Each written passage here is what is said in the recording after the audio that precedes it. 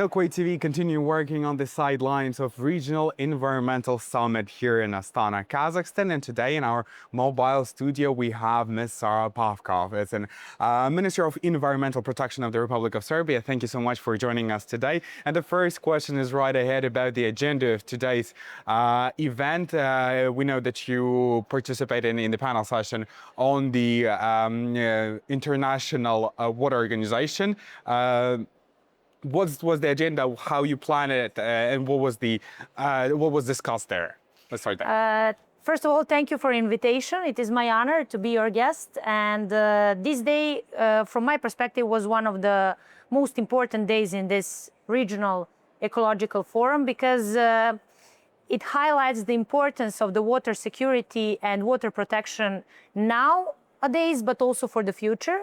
By the initiative that your president, Mr. Tokayev, gave to everybody in the end of 2025.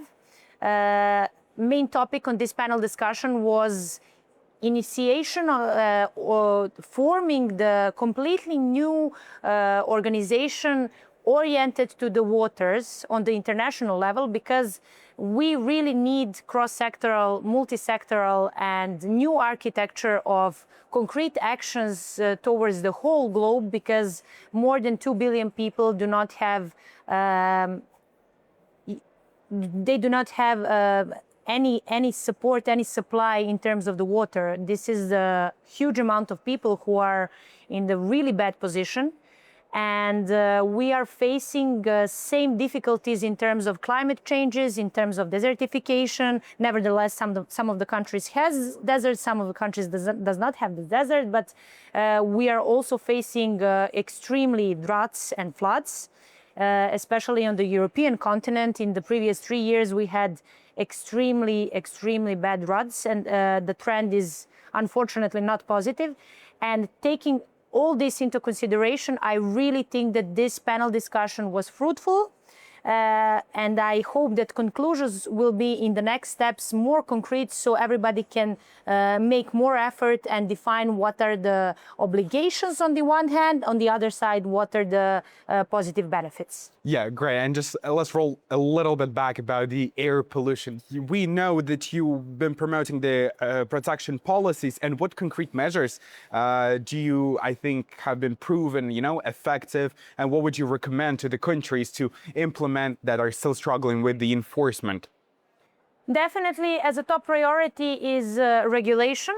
We adopted last year completely new law on air protection, and it defines really some aspects that we had obstacles with in the past, especially in terms of bringing concrete actions on force, and also involving our inspection more on the field, which is important for citizens. But what we concretely done, we started 5 years ago with concrete measures, changing the boilers in the public institutions, in schools, in hospitals, in museums. So any type of public institution which was not using the green source as we defined it, the green source, biomass or gas, or even wood that can be burned for the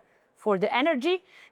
So we defined incentives for concrete projects, and we are really successful in that, because in the previous less than 4 years, we changed 200 boilers within Serbia.